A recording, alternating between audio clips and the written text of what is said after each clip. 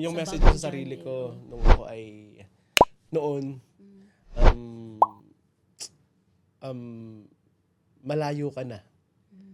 Um, Ito na. Kailangan mo magpatuloy dahil nasa point ka na, na hinaharap mo na yung totoong buhay.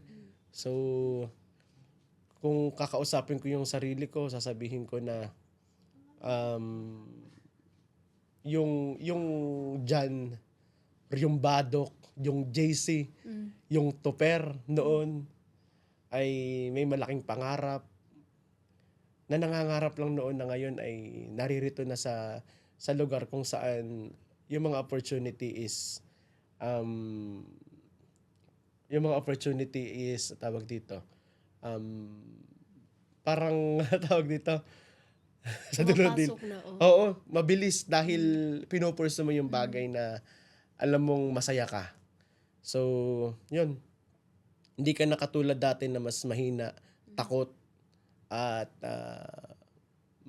tawag dito. At